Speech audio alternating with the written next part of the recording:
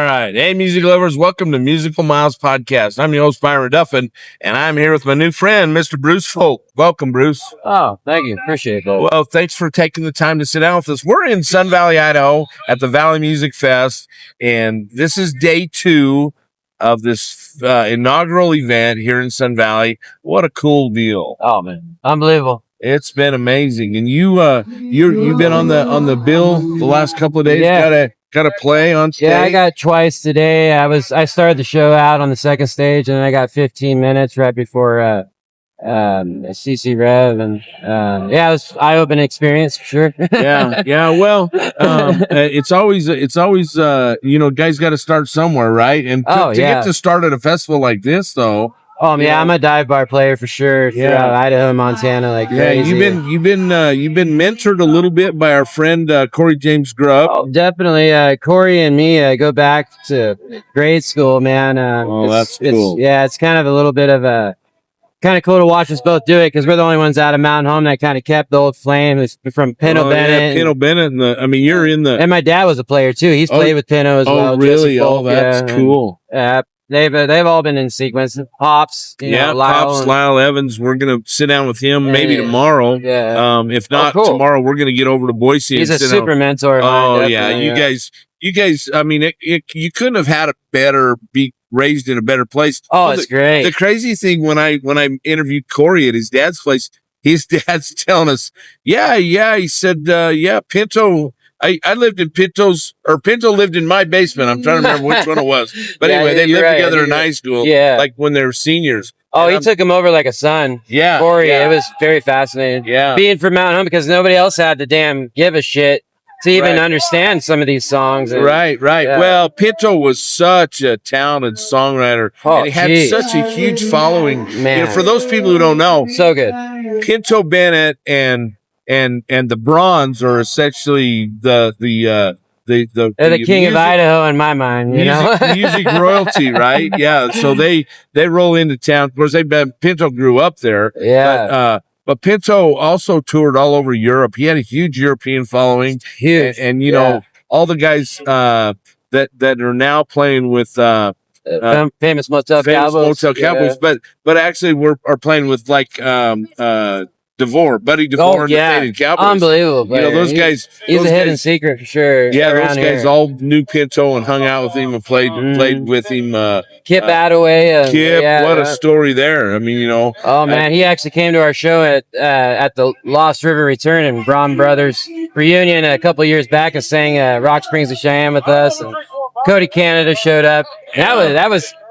Starstruck for me, but those are all great guys. All of them. I've interviewed Cody. I've interviewed Kip. Cool, man. Interviewed Kip Attaway. Kip's what a cool job. He's a hoot all by himself. We interviewed him on his 70th birthday. Oh no shit. Yeah, last fall, and actually, awesome. Muzzy and Cody Braun showed up at his birthday party in Bone, Idaho, and we got to hang out with them and. Cool bunch.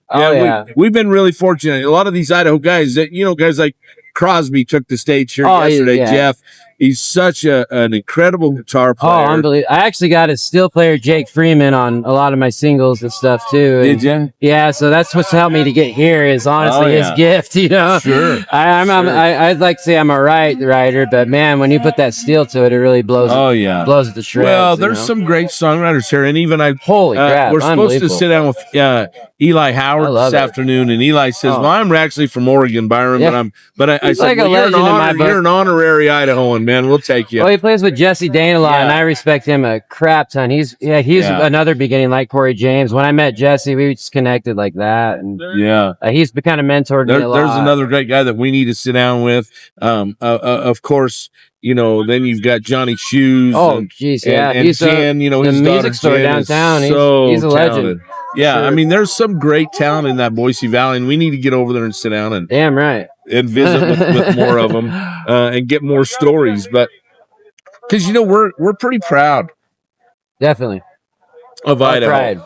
A lot of pride. Yeah, and it's all kind of it stays to itself. We don't really get many chances outside of Idaho. It seems like as a songwriter, and sure. This is pretty big for myself. It was a lot to fathom. Well, this is a big deal. There's not, I mean, the BBR's been going on for over 40 years. You know, society don't know how big this is. No, like, I know. You know what I mean? In a way. But there's anybody that follows that, Reckless Kelly, Mickey and the Motor Cars. they're and the Cody Canada and the Departed. And, they've all heard about the BBR but to do an undertaking like this, that Levi and Liv did, man. Great. Especially for their first time. You're supposed to take a loss your first couple of festivals, I've been told, Yeah, well, I'm hoping that nobody takes the loss here. I'm hoping that it works out because me too. It takes. I want to keep it going. You want to come back, right? Damn right. And I want to be, and we want to be back because where do you get an opportunity to roll in and have access to 50 artists, Never. How we doing today? It's never been for me. I'm used to like Highway 30 and stuff and Braun Brothers and just being in southern Idaho. Yeah. But I've been able to I just opened up for Jake Jacobson up in northern Idaho and Tom's Tavern and which Colby, he's like a resident there. Oh, right, right. He wrote a song about the damn bar, but Tammy, she's amazing. She takes care of me. We got to sit down and talk to Colby yesterday. So I watched. What a talented guy, So talented. I respect him so much. And Tammy over there at Tom's Tavern, she pays right and gets all of her artists done. She's got a small bar. She pulls the freaking tour buses in, and there's only 40 people there, but it's the most intimate, badass, heavy show if you need it to be. Well, that's another place that we haven't had a chance to spend much time. Get up in the Panhandle and check out some of those venues. Because what we do too is we try and tell everybody we without the songwriter and the song, there's nothing, right? Yeah. Then it takes the artist to go out and sell it, and 2 or 3, the venue. You got to have a place to go play. Yeah, you got to get paid right. That's the biggest thing. And then you've got to have the fans there to. Yeah, it was just hard too because you expect the bar to do their side, but then you got to have your own following. And it helps. It definitely helps. But we've learned a lot in the last year and couple months. We still have a lot to learn. We still know this much about the music industry. But what we do know is more than you think. what we do know is that we know that music, there's no replacing a live music experience. No. Right. So, and there's no thrill. There's no thrill like it, right? So to be able to sit down and listen to live music like here, what a cool experience, right? It connects everyone, and it does. It connects everybody. Music is the real connector in the whole thing. Mm-hmm. So this whole damn plan. So let's talk a little bit about it. Your music journey kind of started back in was it clear back in junior high school? My dad was he played in just a cover band throughout Idaho. He did like Boise River Festival, and he did pretty good. He's a lead guitar player. He's a good picker and known around. He played with Lyle and Pinto and all those guys in Mountain Home.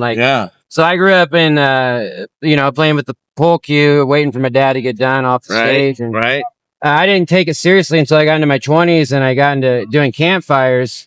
And my friends just were like tripping out. They were like, dude, come on, go a little bit. And I never had the confidence. I never have, even today. And I just kept going with it. And long story short, my biggest change was moving to Montana and finding the songwriters that were there that did authentic country. What I was raised where were you? Where'd you go in Montana? I lived in Billings area, Laurel, Red Lodge, all over that place. My favorite place to play is in the Clyde Park, Livingston area. Right. It's a little hole in the wall at the Antler, and they just always book me always the time, and it's a home residence basically. Oh, that's cool. And we're going to be in Livingston the first weekend. You cruise up there, you talk to Larry and Laura. Okay, and they'll take care of you. They own the bar. They're freaking music going gurus. We're going to be there for the Songwriter Festival. Oh, yeah. So they started last year was the first year they did it in Livingston. Awesome. So I might have the name of Mike Booth. Mike Booth out of Red Lodge. I've heard that. Yeah. And, you don't forget the Booth. But I'm supposed to be in the Red Ants Festival next year. Oh yeah, fun. Yeah, that's one we've never been to. We've never been to the Red Ants. Yeah. Well, they had to White Yoakum, so I think they're doing all right. They're doing okay. White Yoakum's the man. He was when I was younger. That's my biggest, beginning. So let's talk about that. Who kind of really influenced your music besides your dad? Obviously. Man, I myself really, I kind of couldn't find an outlet to enjoy them. I do covers to this day, all day long. I'm learning one a day just to stay in sequence, but like it was kind of like I wanted to be my own artist. I really wanted to be where I'm at right now. And honestly, I didn't think it was possible, but a lot of help from people telling me the secrets of lying to yourself and taking that pain and ride with it and keep working fucking harder. And but I'm still a rookie, you know. I'm here to listen to my music. I've been playing the guitar for about 2 years. Oh, and I feel that's what you ever did, huh? Because and I play every day. But I'm telling you, for the longest time, I couldn't. I go deaf, blind, and stupid when I pick up a guitar. If someone else came in the room, right, or it was around. Yeah, it's hard to get in front of people. Show yourself. I can play. I don't sing very good, so I don't sing much. But I've told the story a couple times. There was a kid that we interviewed yesterday, and I'm trying to remember his name. He's from Minnesota. The kid from Minnesota. Nice kid. Yeah. But anyway, I asked him a question. I said, I want you to think about this. Tell me a song you wish you had written.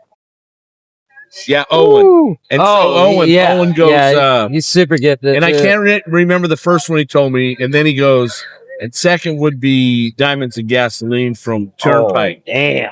And I said, I'm with you, brother. I love that song. I love that song. I love it. I actually watched one of his last shows before he fell down a little bit on that situation over there at Braun Brothers. He was going through a hard time, but you could see it at that last show. And but man, did they pack that shit! I've never seen a Braun Brothers so packed in my life. Yeah, Turnpike. I saw Turnpike. I saw Turnpike at Red Rock. Oh, I bet you that's freaking phenomenal. About froze my ass off though. It was cold. It was in the spring. Yeah. Anybody that dates Miranda Lambert's a fucking badass. and then I saw Shane Smith 2 days later at Red Rock. So that will knock your hair. That was good shit. That was an incredible deal. But so anyway, Owen says, he says, Diamonds and Gasoline, and I said, all right. So he goes, I said, no, play me a song. And he goes, well, since we were talking about that, how about I play that? And I go, great. Let me tell you what.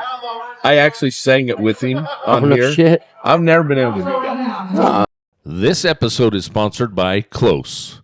With over 10 years of experience crafting hand-built composite instruments, Close provides the widest selection of premium carbon fiber instruments in the world.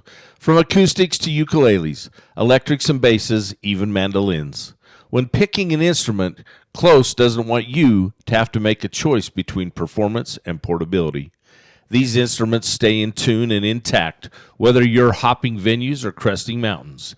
Every Close instrument is plecked, which means you'll get low action and buttery smooth playability each time you pick up your instrument. Check out Close to find instruments you'll not only take with you, but ones you won't want to leave behind. That's confidence and growing, and that's what you recognize that. Yeah. So you're feeling more of yourself, and that's what everybody's telling me to do, and enjoy it. Stop making it such a pain in the ass to getting on stage. I literally can get up and make it miserable, and I do that a lot because I self-shame, and I'll get better, but it's moving a little quicker than I thought. I just didn't think I'd be playing a damn music festival at this point. Right. But I did. I was warned, but I didn't think it was going to be like this. It grew into this. Yeah, you never know. I thought it was a bunch of local artists. I did not know it was going to have the big boys. There was one we worked 2 weeks ago, the South Fork Music Fest. That would have been a perfect deal for you, but there was more people there than there is here. But nonetheless, it was. That festival's gone on, I think, for 4 years. Yeah, and it's got some weight. Some weight, and locals show up for it.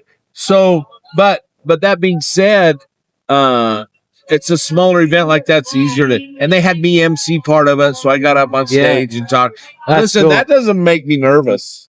Yeah, it doesn't. I don't know why that does. No, that doesn't make me nervous. But if you handed me the guitar and go up there and play one song, and I'm not sure I could think of one to play, and I could play probably 20. Yeah, but I just you're your worst enemy, when it comes to it. Yeah. But man, does it make you tighter? It makes you more aware, and then you see the imperfections that you're ignoring too. So it's well, I've got the one thing I got to do is I've got to get better about learning a song from start to finish, right? So I'll learn part of it, and then you gotta get hooked on that. Like, so I've got a lot to learn, but it's been fun. But meeting guys like you that I'm able to talk about that stuff, and figure it out. So I'm all about trying to all my friends. I got over 10 friends that I taught 3 songs. That's all they got. Yeah. But man, they love me so much for that. Just a little bit I helped them on. Well, I got a couple of things this year at the BBR.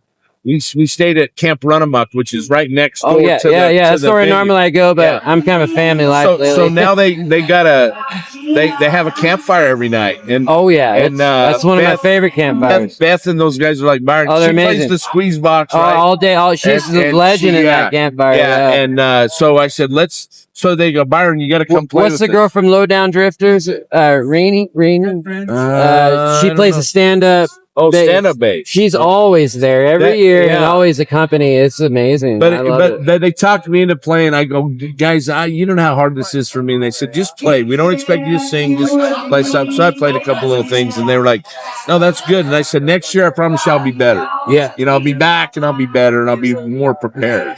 You're doing fine, man. Yeah, so anyway, you're giving these people a chance, myself as well, and that. There ain't many people like you. We need more. And because, man, dude, a lot of us feel probably pretty alone out here. And as much as you get streams, you get talk and stuff, you still want to get an interview and recognized. Well, to us, it's about sharing that. So, pushing forward. A shared experience, right? And so somebody else can feel your pain and go through, understand where you're coming from. So let's talk a little bit, Bruce, because you're in a unique situation. You're family guy now. You're with my lady sings with me as well. We do a lot of duet, dive bar stuff, but she's brand new, so we don't throw her in all the way. Sure. And but does she have a killer voice? But she never had the confidence ever. But long story short, her son got paralyzed from a drunk driver accident there in Hagerman, Idaho, from the lady that owned Flight's Winery. So our life's completely changed a year ago. And which I'm not anybody to say I haven't made mistakes. Sure. I've been a rambling man for a long damn time. Right. And it's just never been different. I've been chasing this not too long, but I had a lot of fun outside. Sure. I've been watching music for damn years and having a good time going to festivals. And but once that happened, I realized maybe I need to take this a little further too. But the crazy thing is I tried to book that winery in Hagerman one time, and she told me that my music was too rowdy for establishment, and then she hits our damn son and paralyzes her. So we just never been the damn same since with that. And my music is a little rowdy, but it ain't rowdy compared to what the hell's going on. How old's your son? So the crash happened when he was 4. He just turned 5 not too long ago. He's about to turn 6. Actually, it was a little bit. We're almost a year. Yeah. But we were in Salt Lake for about 2 months trying to do therapies and get him back, but we still don't have his legs, and his hands are slowly coming back. It's a story, but it's hard for him with this lifestyle too, because I book random gigs, and we're flying all over the place, and we haven't seen a dollar from her. Nothing's been easy for us. We've had to do it all on our own. She's still walking the damn streets, and so it's a story that I've came to a conclusion that I can't fathom it. Honestly, I'm just gonna let it take its course, just like anything else. But sorry to hear that. It sucks. It's hard. We have our hardest thing I've been through. Honestly, our daughter's best friend was killed at 8 years old in a head-on collision by a drunk driver, and I don't have and the mom's paralyzed, so the whole family. It's a devastating event. What's their name? What's Corbridge? Well, actually, is it out of Aberdeen? So it happened in Island Park. It's actually Vollmer. Oh my god! Her name was Brecken Vollmer, and that's a wild area. You get dangerous on that highway. Yeah, and it happened Thanksgiving Day. So what a horrible day to have to, there's a holiday. That's the time you have to remember that. It always comes back. Yeah. So I lost my dad about 3 years ago. He was the guy that got me to do all this, and he's my lead guitar player for a while, but he died from drinking.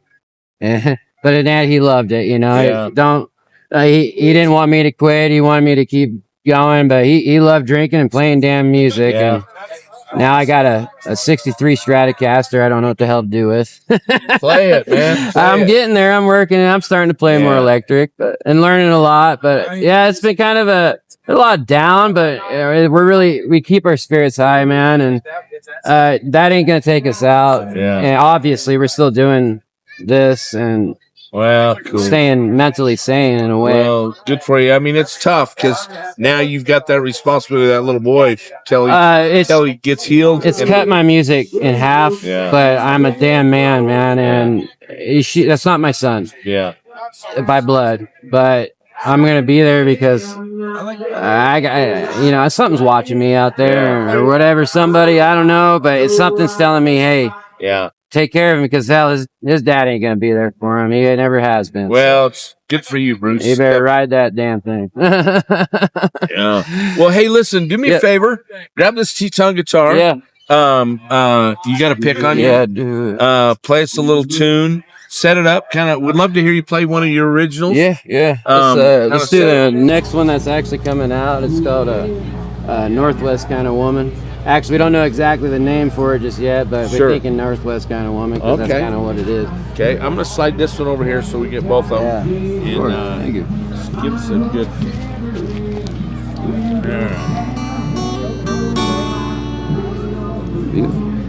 Is this a Teton? Yeah, that's a Teton. Yep. Yeah, I played this a few times. All right, it's Northwest Kind of Woman right here.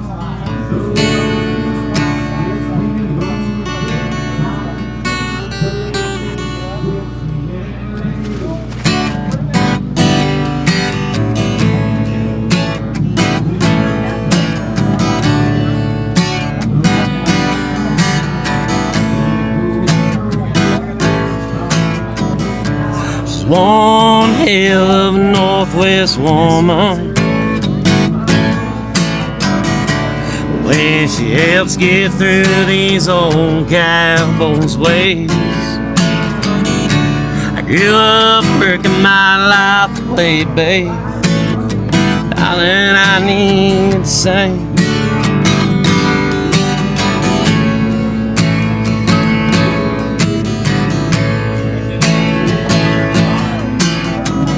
Can't tell you how lucky I am to have this Northwest woman. She's raised right, yes sir, you raised right.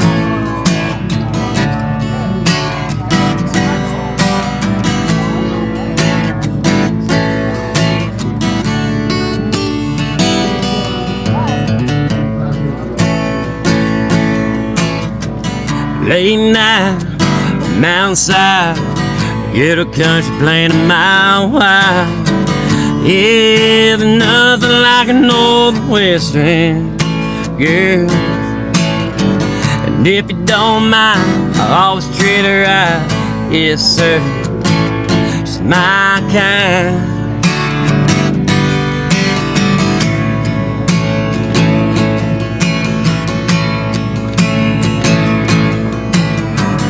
Can't tell you how lucky I am to have this Northwest woman. She's raised right, yes sir, you raised right. And if you don't mind, I'll always treat her right. Yes sir, she's my kind.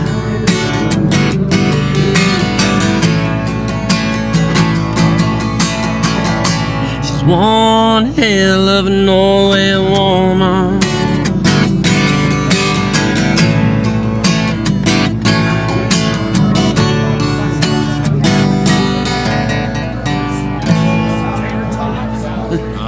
I think thank it went a little out of tune on that. Yeah. Well, Sorry you know what's about funny when you have everybody plays a little different, and some guys play drop tuning. Exactly. I'm a little heavy too, and sometimes it's a new guitar too. Yeah. So. But no, that sounded great. Thank you so much. Appreciate it. That was fun, and thank you for letting me dig into the depths of things a little bit too. No, you're welcome. Wish you the best. Of course. Stay in touch with us. Where are you going next? So we are. Where are we at? We are headed to Whitefish, Montana. You lucky son of a gun. To Songwriter Festival. So we get to go up and.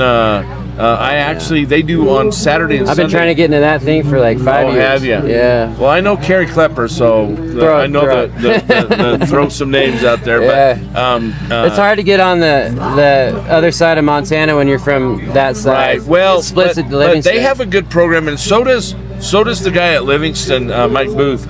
Because they have an up and coming deal, so what they do is they book a lot of up and coming songwriters, but then they always bring in like 6 or 8 Nashville songwriters with successful ones. So this year, Cole Decker is my favorite out of Bozeman. Yeah, I love his stuff for sure. I seen him over here, and my buddy Tyler Potter actually plays with him all the time. Okay, and he's just another Montana songwriter. Everybody's really in sync with him. Oh, there's some great songwriters in Montana. Mercedes Carroll, Mercedes, Montana Rose, Montana Rose. What's her daughter? She works at Willie's Distillery. Yeah. Sweet girl. I was gonna try and get her interviewed, and anyway, things we just haven't nailed it down yet. But I'll sit down with her. Yeah, they do a lot at the Pony. At the Pony. And so there's a lot going on, but we're going up there. So Bryce Long, who has like 130 cuts. He's got, I think he's got a half a dozen number ones. He wrote Nothing On But the Radio for Gary Allen. Cool. He wrote Heartache on the Dance Floor for John Party, or with John Party. Very successful. He's got some great cuts. And I've interviewed him. He's a great guy. Marla Cannon Goodman. Marla, she wrote 10 Rounds of Jose Cuervo. She wrote... You got to sit with all these songwriters? Oh yeah, I've actually interviewed. And the back end of it, man. And to top it off, where it started, it got me into Nashville, right, with Marla's dad, who is one of the greatest producers in the history of Nashville, Buddy Cannon. Buddy produced 16 albums for Kenny Chesney and 20 for Willie Nelson. Some big money right there. 20 for Willie Nelson. So we interviewed him. Wow. And he wrote a number one. He wrote several number ones. Yeah. Well, my father was actually good friends with Charlie Dick, Patsy Cline's husband. Okay. So I had a little bit of, I got to meet him about 2 times in my life cool. When I was younger and stuff, and before he passed away, and so there was a little bit of something in that made me go further. Yeah. But that whole area, when you say Willie Nelson, I automatically think of him because that night when they went back to Patsy Cline, or they went to the house and stuff. And, so we've been really blessed. Oh man, definitely. So we've got to meet some really great songwriters and stuff, and so. Who's your favorite? Man, probably this guy right here, Dean Dillon, who wrote 87 cuts for George Strait, 11 number ones. He has 27 number ones to his credit. Insane. I thought he wrote all his dang songs, honestly. Did George? Yeah, I didn't know he took Nobody knows that Dean Dillon. Well, I shouldn't say nobody. Most people. Well, he's so dominant, you wouldn't think he wouldn't. Dean Dillon is such a driving force. Dean Dillon's probably the greatest songwriter of my generation. Yeah. Honestly, I loved other songwriters like Guy Clark. I think I know exactly who you're actually talking about. I have to look it up. I'm horrible with names. He's got long hair. Yeah. Wears sunglasses all the time. Great guy. Got to interview him in Vegas. Let's see, who else? You should get Jeremy from Billy Joe Shaver. He's his lead guitar player. He's got a lot of insight on Billy Joe, so you'll get a lot of wailing insight from him. Get those stories back. I've been following him for like 10 years. It's been interesting because Miss Shannon, my wife, grew up in Arizona. Her uncle owned a recording studio, and he recorded Waylon and those guys early on. Back in the day, he recorded. What a story. Alice Cooper. He recorded a bunch of guys. This is back in the 70s, 60s and 70s. The beginning. The creation. Anyway, and her mom was actually a songwriter, spent a lot of time in Nashville and stuff. So, but anyway, we come by this naturally. We love music. So. Oh yeah, one time I spent in Nashville, man. It was a wild experience. But I found the best bar at the world famous bar. They got the bologna sandwich. Oh, you get the beer and the chips and the moon pie cookie, you know. There you go. Which I'm a moon pies fan, but I guess they call it the Silverado now. But all right. Well, hey, I'm gonna let you go. Yes, sir. Thank you again so Thank you much for the words. Hey, for Musical Miles Podcast. Yeah. You need to sign that. Oh, I get the sign next to a George Strait songwriter. You betcha. You guys betcha. are great. Sign that and then go write something big and famous. Damn right. And then we'll go. Hey, remember that time we interviewed? I got some good shit Bruce these Folk. days. There you go. You got some great stuff. Yeah, Well, we thank you, appreciate. man. Hey, before Thank you you. go. Yeah. Thank you. Hey, for Musical Miles Podcast, I'm your host Byron Duffin. I'm here with my new friend Bruce Folk. We'll see y'all somewhere down.